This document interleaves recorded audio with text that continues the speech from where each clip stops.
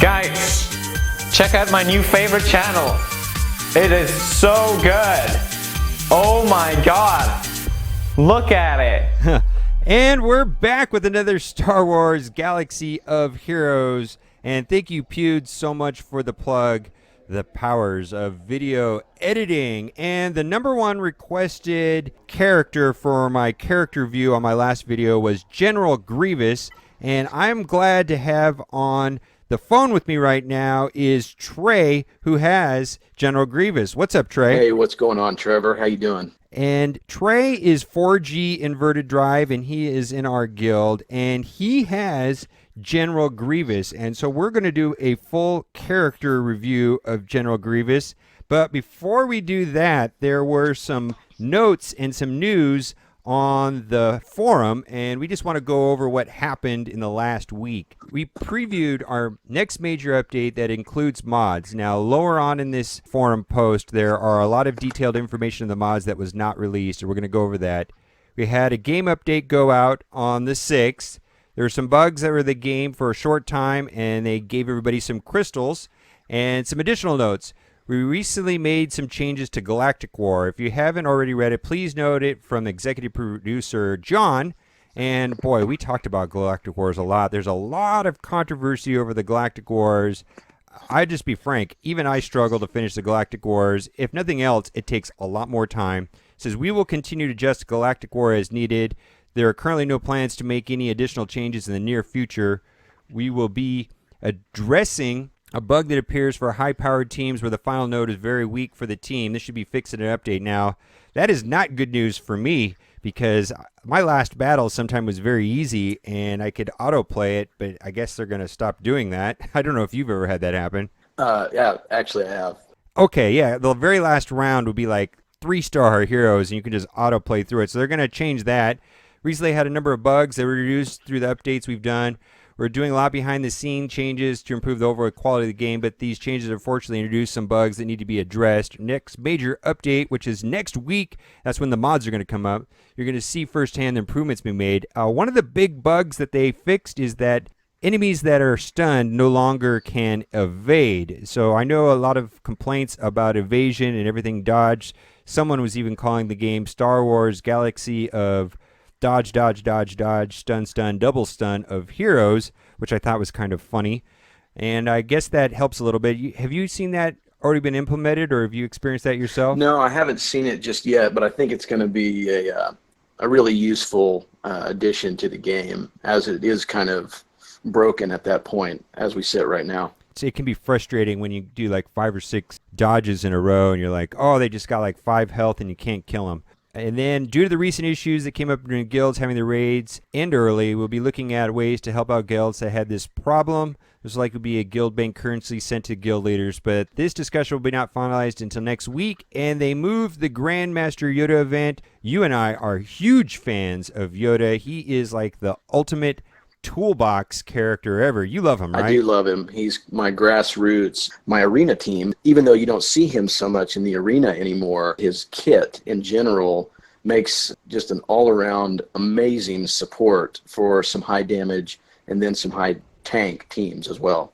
Yeah, I like using him against Old Ben leadership teams. Says that his ability block and offense down is really annoying, and he gets around that quite well, actually. Next week, we'll introduce our next major update, which features mods, an exciting new way to customize the stats of your characters. We're aiming for this update to be available from manual download on the 12th from either App Store, and then finally pushing out to players automatically on the 13th. So what that means is that you can go in there on Tuesday and update the phone manually and get a head start on it, or wait till Wednesday and it'll be automatically pushed then. So let's look at this mods, because this is brand new information on mods.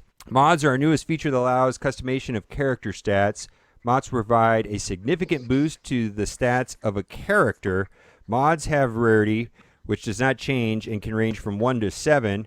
There are 6 mod slots on each character, and each mod is associated with a particular slot. A stabilizer mod can only be assigned to the stabilizer slot. Each mod associated with a particular set A mod has a primary stat up to 4 secondary stats. Mods can have a level that can be increased to 15, and mods have a tier which determines the number of secondary stats currently on a mod. First location to earn the mods is through mod battles, which unlocks at level 50. Each stage associated with a particular mod set, and then there are 7 nodes on each stage, one of them each for 6 slots, and a 7th node where a random slot is earned. Rarity 1 and 2 mods are earned from the mod battles, with node 7 providing the best opportunity for rarity 2 mods. There initially are 8 stages, each with his own unique mod set. There are no character restrictions, which a lot of people said there was going to be, and it looks like there is not. And this is the part that is kind of controversial right here. Cantina energy is used for mod battles, and I am currently farming Old Ben. I think I'm 60 out of 100 to get him to 7 stars. Boy, I got to do that quickly because I won't have any resources for Cantina if I'm going to dump it all into mods. Are you farming anybody currently in Cantina? I just recently, because of the double drop event, was able to complete my Old Ben to where I can get him to 7 stars. So I'm kind of moving backwards. I started thinking about Luke for my Rebel team.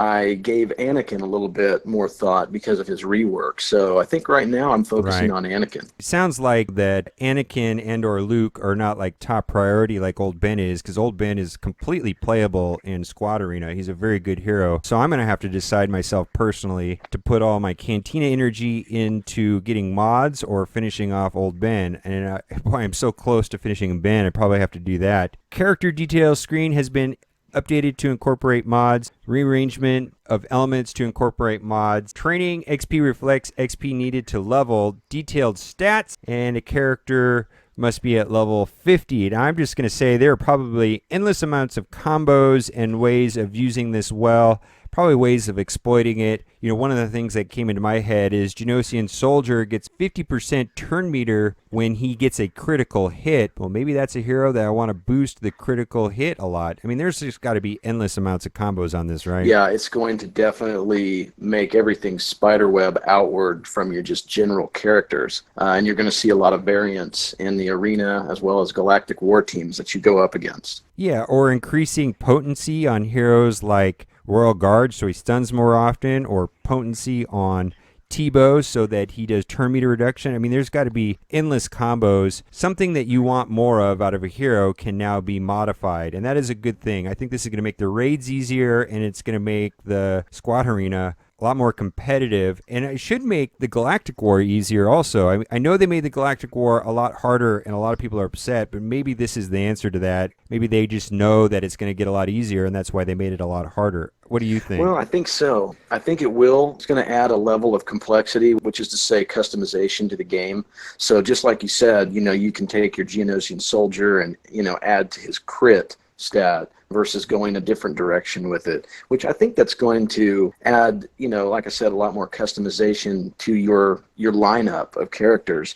But I think that's also going to bound back around in the arena as well as Galactic Wars. When you get to the teams that are big pain in the Galactic War, it makes you wonder, what are these teams going to have in terms of their mods?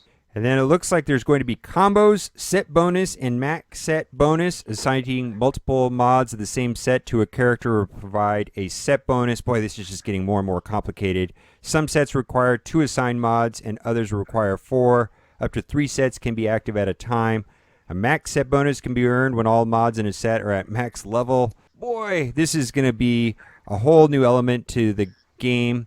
And then you have the ability to sell them and upgrade them. It's going to be crazy when it comes up, and I will definitely be making videos on Tuesday and Wednesday when this is pushed out. Some other things that came out is General Ally Cap has been raised to 50. Now, has that been implemented?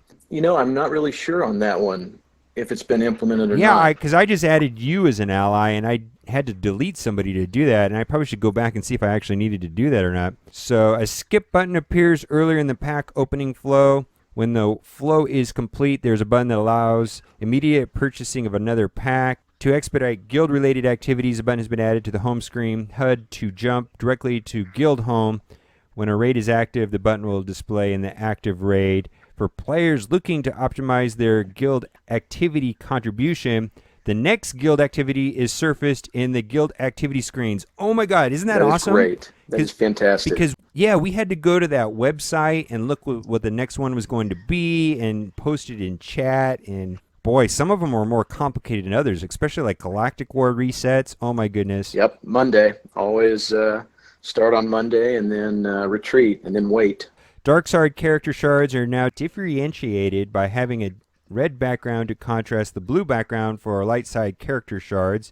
There's some fixed bugs, and the main one that I saw in here is characters can no longer dodge while stunned, and a lot of it's just other stuff, but that was the big one right there that I saw. And they fixed when two players started a battle at the same rank opponent at the same time, the second player was stuck in a loading loop. That happened to me a lot. And so that is very good. What do you think about all these updates? I think it's interesting. I like how they're opening up more avenues for the game. They're opening up more gameplay. There's been some backlash about the mods. It seems to be about 50-50, people in our guild anyway, who some are kind of like, yeah, that could be cool. And then some are like, yeah, I don't know. I'm not really there. So for me, I'm just really, I'm kind of anxious to see where it goes and how it all pans out. I'm just glad they're updating the game and we're getting new stuff all the time. That's the main thing I have about games lately is any game where their developer is updating all the time, I'm a fan.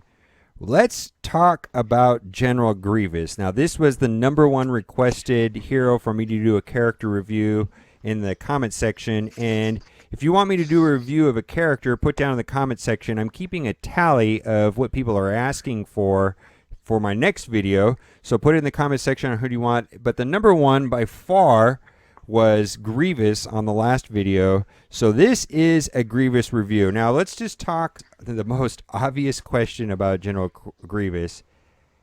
How much money did you have to spend to get him? Well, that's a hard question to answer, but in all honesty, over, I would say of the duration of about 7 months, 6 months, thereabouts, probably spent close to opening, oh gosh, with the crystals, right around $1,000 before he became unlockable.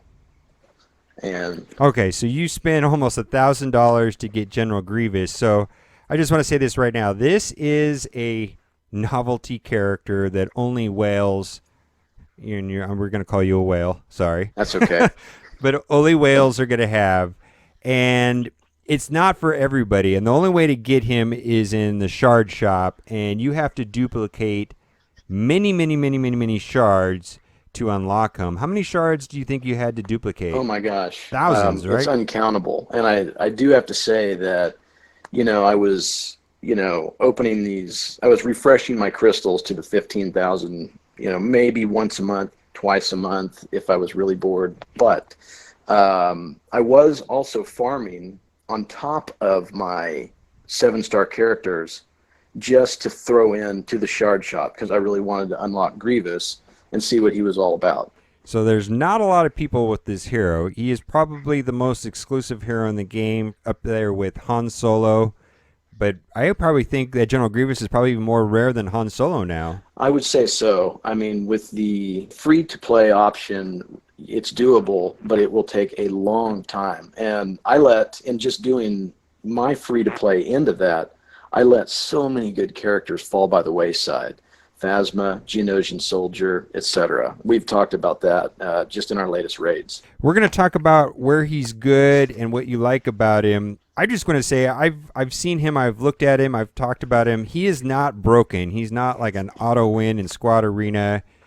He's more of a novelty. Would you say that's fair to say? I think novelty is the operative word. I think that's exactly how you have to describe him because he does have a very diverse kit and some unique things that he does, but he's not exactly somebody that, you throw him in there and he just dominates. Well, let's look at his attacks and abilities, and we're just going to start at the beginning. Furious Assault.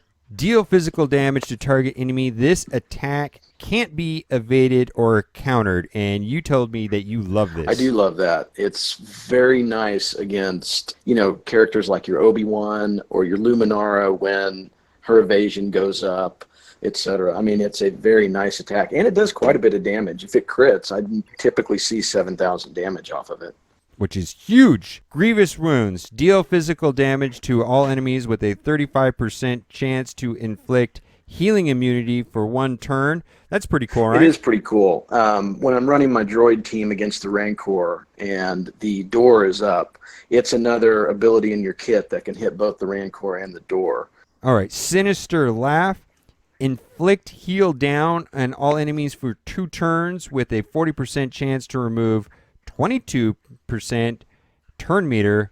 This chance is doubled against Jedi enemies. Now, this heal down is kind of a unique ability. I know the Rancor can do it as well, but that is like reduced health, or does it actually do damage to them? Well, it does not do damage to them. It's reduced health, but it's seen as a negative status effect.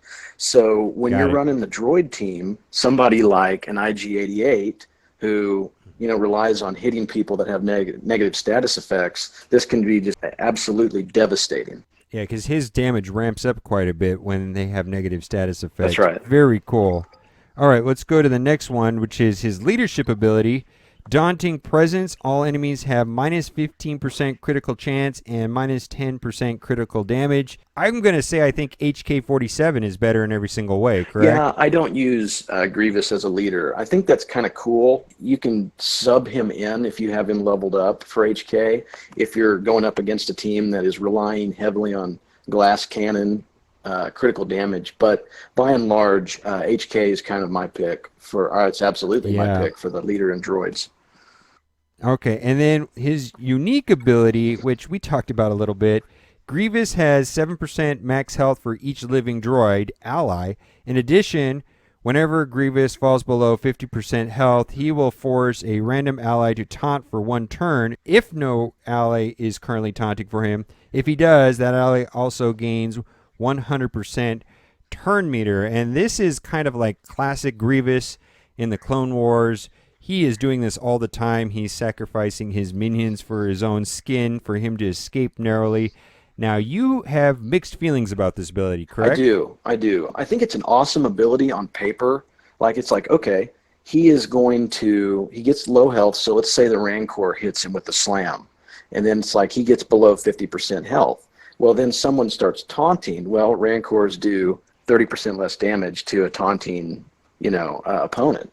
So that sounds kind of cool, but when you're running him through like either the Ewok event or Galactic War, and you're trying to get through it, invariably what'll happen is it's a random ally. So if he puts the taunt up on a glass cannon like IG-86 or IG-88, that pretty much just ends them and potentially your team once they get taken out.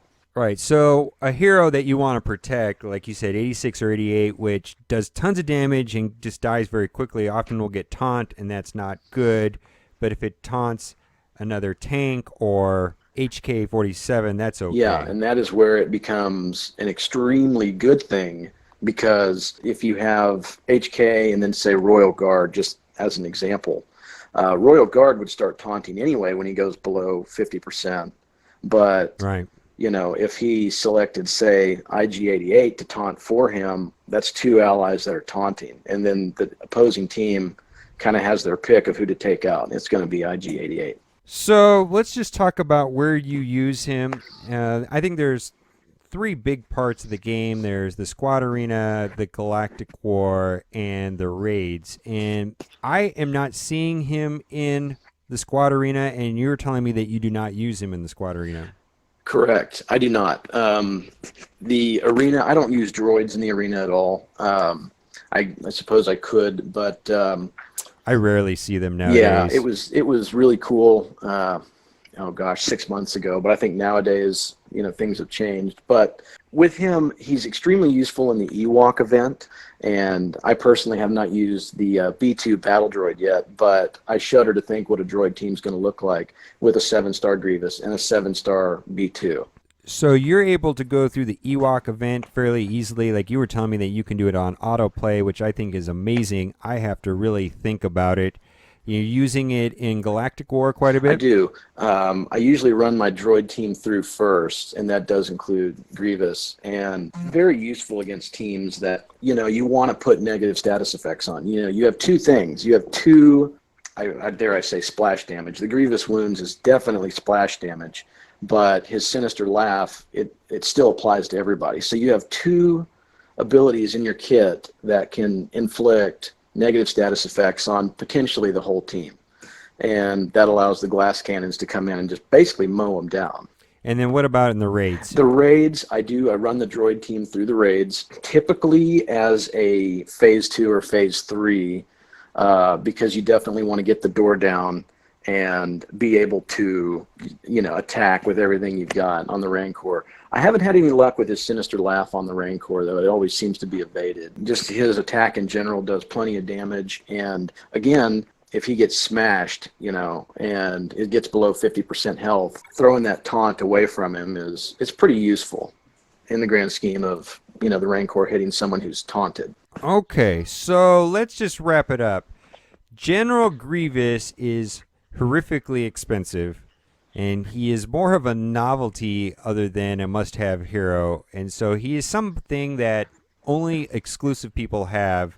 If you were to do it again, would you get him? I would have done it a different way. If I knew then what I know now, adamant about getting him early on. I thought it would be really cool, and it was just like a moth to the flame with that shard shop, because I had probably 15 7-star characters that I was farming, and then would be like, well, I'm just going to open a pack and see what happens. And it became kind of easy, because you invariably get tons of Darth Mauls and Leias, and they all just stack into the shard shop. Well, obviously, I wouldn't buy anybody in the shard shop. I would just save up until I could get 10 or 15 shards of Grievous and then just keep piling. So, as I said earlier, I let, Geonosian Soldier, Phasma, a lot of free-to-play characters go by the wayside just over the duration of about 6 months or so, because I really wanted to unlock him.